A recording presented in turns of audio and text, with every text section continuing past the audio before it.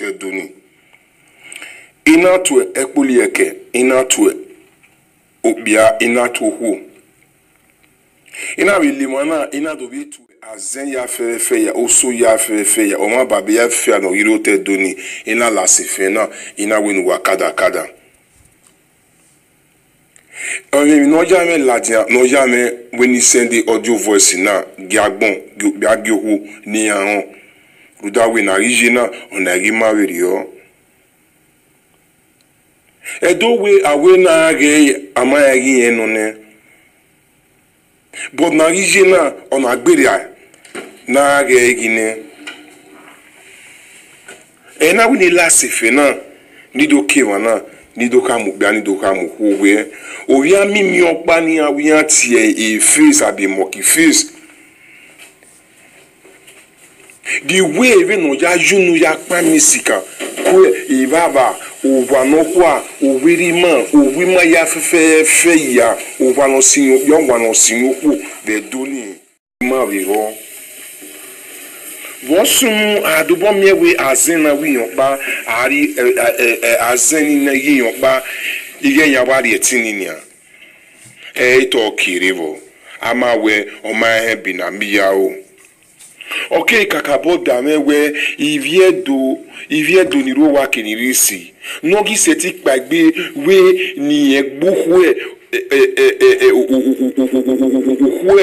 na wa yiro owu wa ya fefe ya Vosu no vai na wa miewe obi awoku ya fia na iwari nu gban ye nobody no ri gun aye me na nobody no ri unu mu me na sayo ra bari yu na miewe azena or uyu betena or imaki no kere mani ni ati ye adimo ni bi su ni e na miewe aki okpo eyo ni meduva bedu ni meya nware ve na wa miege ye iwaji e bi na wa miege agimi no gigua iladian wa agui ude me na ni hiata na oyo ka kere kinu wa o ya agwa ata imi gwa imi ima gwa vita wa ibi miere ya reze bokire ibi ze dome because we are doing him because he can't do na ya ko me Omotapa ni oni no alike smontani walawo wira me bijime wa agui abenika o wa agui evena ni atana o sonuwa o ga sonuwa wa ga bige wa bige ku wa be ya wege emena you need ye ni send them na ge ave our high chiefs our high chiefs inigi ni rotedo no bari ma egine ojo we igi no inu gigi no ra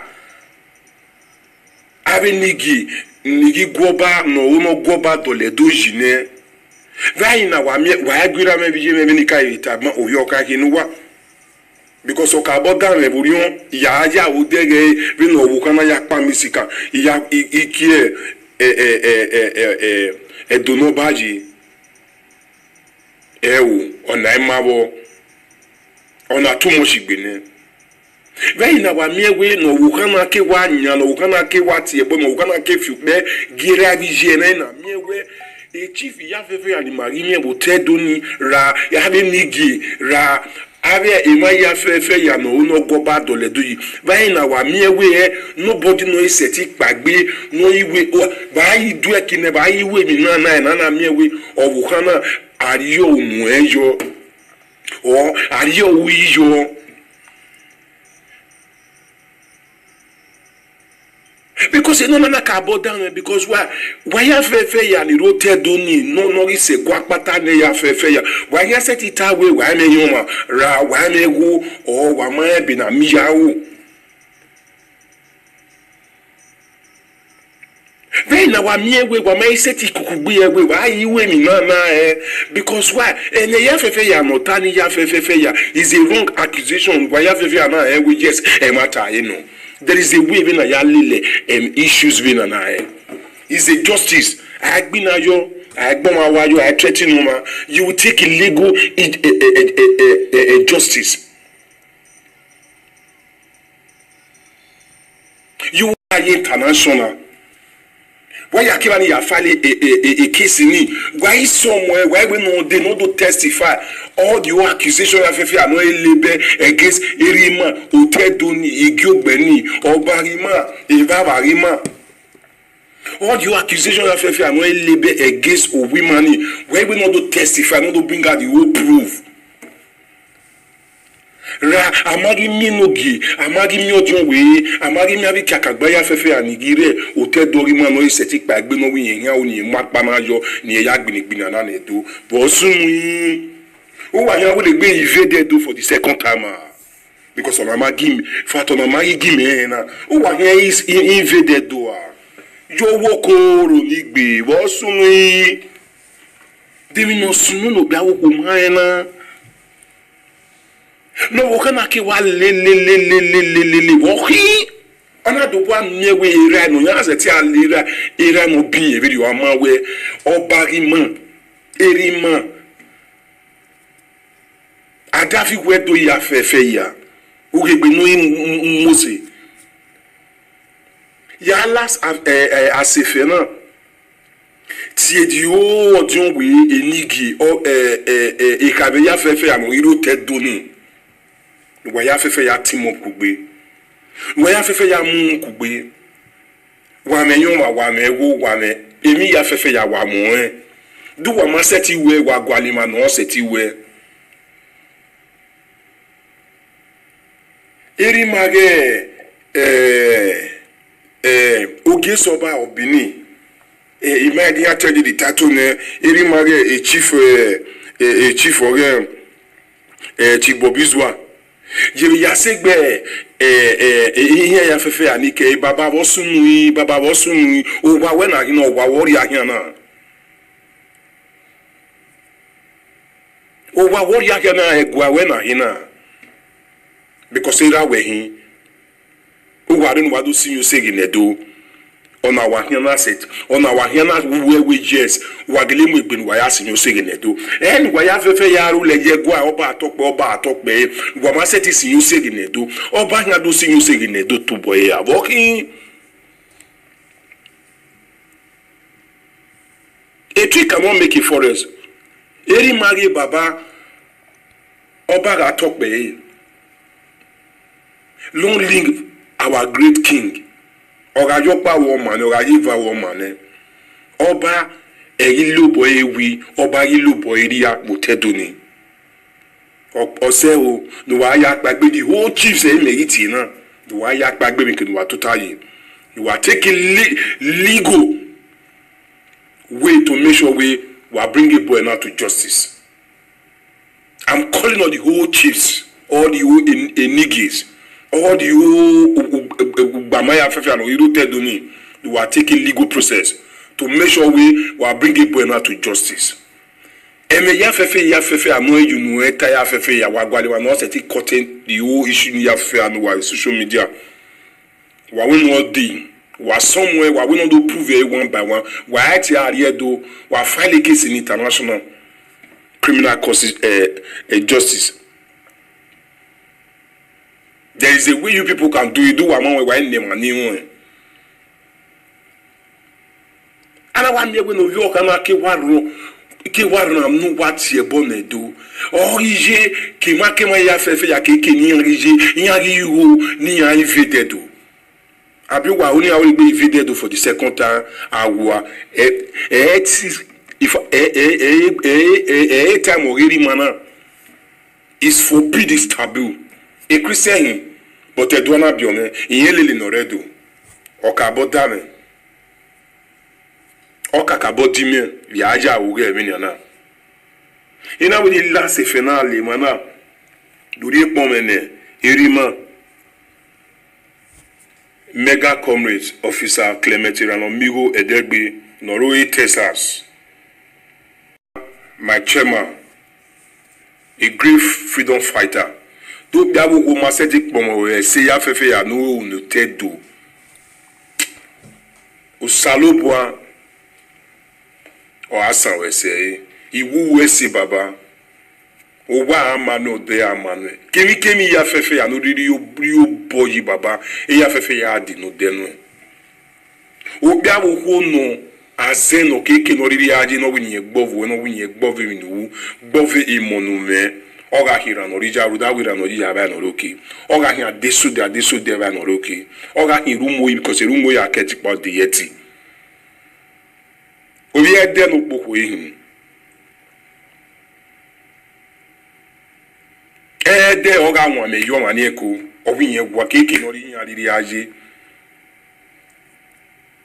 there were ne mega comrades now. Anybody know is a tiga gua. No setiga tema tabu teduni. Iye ya fefi ya wari nu big bang.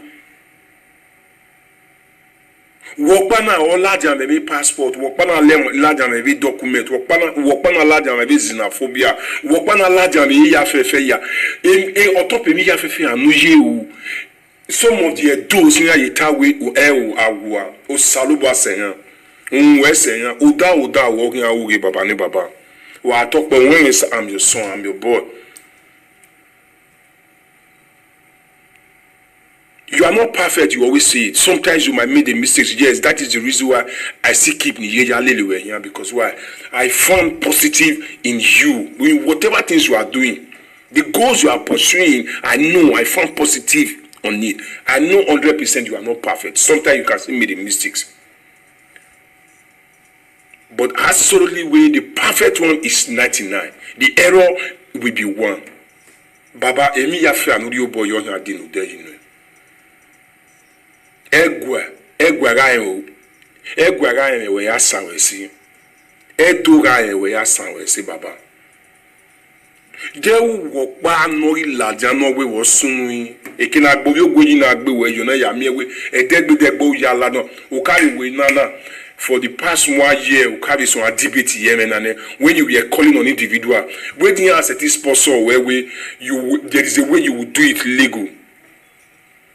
Isagero I will legal you will do it. But nobody.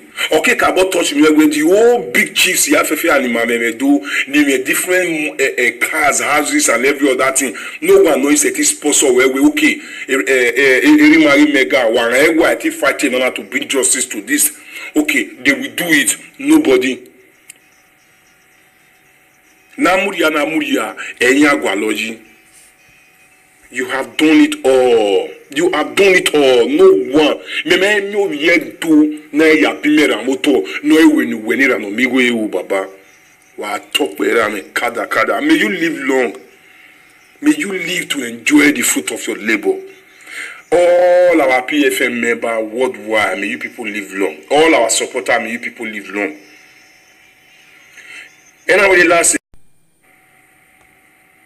Ni do yin ivie do ko bia kokwo nori yen we ekendo ni aya kwenye we na ya binye we do ni adobo mere we bonye rije we ekendo ni magbin amede ame ore do ni magbin we not condemn this evil acts ni boy na una any way anybody ayariri where they should bring heads together to make sure they do it. Before he hand their up, this is a big shame to the whole association. No, he use the logo and do association anywhere in Wadiri worldwide. It's a big shame on you people. You people are fully disgraced to the Edo. Am I near anyone who using the name of Edo association or meeting or anything? No here titawi man verse or this man stupid boy now. Since all this were not ranty. No here tawi man no incentive by when you condemn this nasty and barbaric act in the boy now me anybody no speak out apart from Iran amigo okay about that and what oba talk be wala wagumega nana was so buwane. Wagumega video na share, like it and comment. Oba talk be ise. Wagumega nana was so buwane. Wagumega video na share, like it and comment. Oba talk be ise.